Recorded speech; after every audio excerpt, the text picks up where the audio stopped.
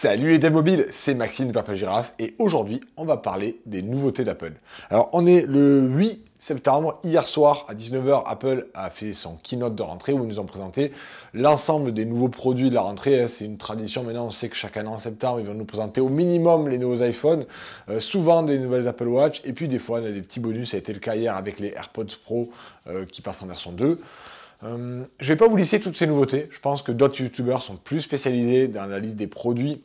Moi, je vais surtout me concentrer sur la partie développeur, puisque on est des développeurs. J'espère que vous aussi, vous êtes des développeurs et vous avez envie de savoir comment tirer parti de tout ça. Alors, sur la conférence d'hier, on n'avait pas grand-chose à se mettre sous la dent. C'est beaucoup mieux une WWDC pour nous, mais il y a quand même des choses.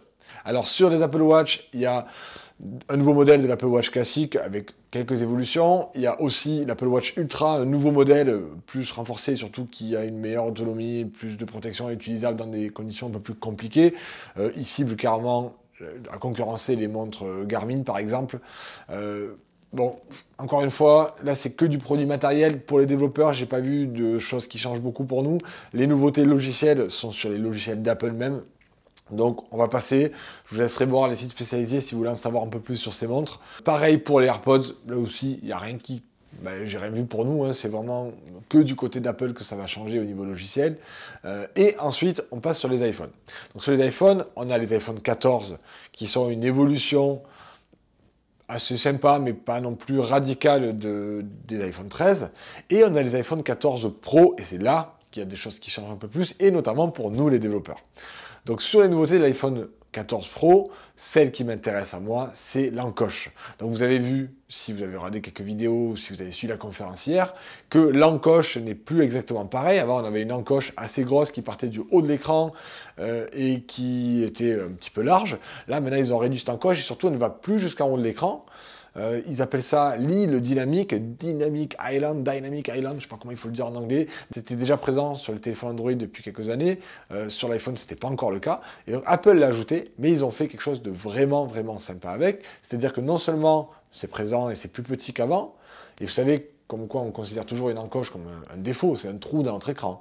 Et bien là, ils ont essayé de tirer parti de cette encoche pour la rendre justement dynamique et donner l'impression qu'elle génère des fonctionnalités. Donc l'idée, ça va être d'utiliser l'écran autour, qui est un écran OLED avec des noirs très profonds. Et donc on va pouvoir faire croire que cette encoche, ce trou s'agrandit pour laisser ajouter des fonctionnalités et donc sera interactif. On pourra appuyer dessus, ce sera détecté.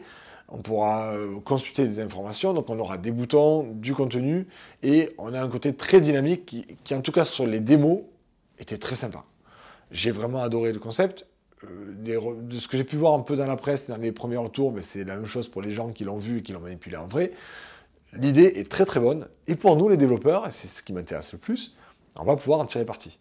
On va pouvoir ajouter nos propres contenus autour de cette encoche.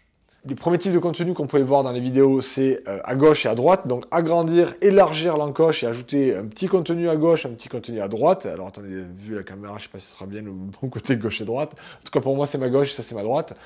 Et donc du coup on pourra ajouter cette icône et ce contenu supplémentaire. Ils ont aussi montré des choses beaucoup plus grandes sur les applis d'Apple, notamment le Siri qui s'agrandit ou le lecteur audio-vidéo qui rajoute du contenu autour de cette encoche. Donc Apple, je pense, aura une petite chasse gardée sur ce qu'on pourra faire avec, sur ce qu'eux pourront faire avec. Nous, les développeurs, on pourra au moins, je pense, utiliser l'agrandissement gauche et droite pour ajouter du contenu. Peut-être qu'on pourra aussi utiliser le reste, ça reste à voir, puisque l'API, au moment où j'enregistre cette vidéo, n'est pas encore disponible. Je viens encore de regarder, là, juste avant de lancer l'enregistrement, s'il a donné des informations. Ils ont dit qu'il y aurait une API pour les développeurs. Et d'ailleurs, ils ont montré un petit exemple avec une application de baseball, je crois, avec des logos de baseball. Cool, mais ils n'ont pas dit plus. Il y aura une API, point final. Je ne sais pas quand est-ce qu'elle sera dispo, comment elle fonctionnera. Je reste à l'affût. J'espère qu'ils vont la donner avant la sortie pour qu'on puisse préparer nos applications. Et d'ailleurs, je vais vous donner un petit conseil là-dessus. Si vous avez déjà une application sur l'App Store, je vous conseille de rester à l'affût. Comme ça, dès qu'Apple sort cette API, si vous arrivez à l'étudier et à ajouter ces fonctionnalités à vos applications, ça pourrait être super intéressant pour vous. Je vais vous dire pourquoi. Ce genre de nouveauté, lorsque des utilisateurs vont acheter l'iPhone 14 Pro, et je pense qu'il va y en avoir pas mal des utilisateurs, ils auront envie de la tester. Alors ils vont pouvoir le tester avec les applications d'Apple, mais s'il peut y avoir d'autres applications qui sortent et qui pourraient peut-être les intéresser et qui utiliseront cette encoche, ce sera un argument de plus en faveur pour eux d'essayer ces applications-là. Donc si vous voulez gagner des utilisateurs, c'est un très bon moyen de le faire. Surtout que les grosses équipes de développement, les Google, Facebook, etc., ils l'auront pas dès le début. Parce que c'est pas comme un indépendant. Eux, ils ont une inertie énorme pour arriver à ajouter une fonctionnalité. Il y a plein de couches de décision, le temps de le faire, de vérifier, de tester. Ils ne pourront pas, dès la sortie, ça m'étonnerait qu'ils aient déjà des applications qui le supportent. Par contre, des indépendants, comme nous, ben c'est tout à fait possible. Vous pouvez décider un matin de vous dire, tiens, je m'y mets, et le soir, c'est terminé. Je ne pense pas que vous allez devoir réécrire toute votre application pour gérer ça. Vous allez pouvoir l'ajouter à un ou deux endroits dans votre application, ou à un ou deux moments dans le cycle de vie de votre application, pour dire que c'est présent et ajouter un côté intéressant pour l'utilisateur. Donc ça peut valoir le coup pour vous de le faire. Comment je vais vous aider là-dessus? Vous savez qu'on a déjà sorti un cours sur les nouveautés d'iOS 16. Je vous en avais parlé dans les précédentes vidéos. D'ailleurs, il est dispo depuis hier soir. On l'a sorti dès la fin du keynote hier soir. Et à partir d'aujourd'hui, j'arrête pas de regarder le site d'Apple en attendant qu'il nous donne cette API. Comme ça, dès que Apple nous la donne, on va faire en sorte de l'étudier pour que vous ayez une version en français qu'on rajoutera dans ce cours. Alors, ça sera soit Johan, soit moi, je ne sais pas encore comment on va faire. Il faudra qu'on aille le plus vite possible, donc on va voir quelle est la solution la plus rapide pour vous, pour que vous ayez rapidement accès à cette doc en français et que vous puissiez l'ajouter dans vos applications.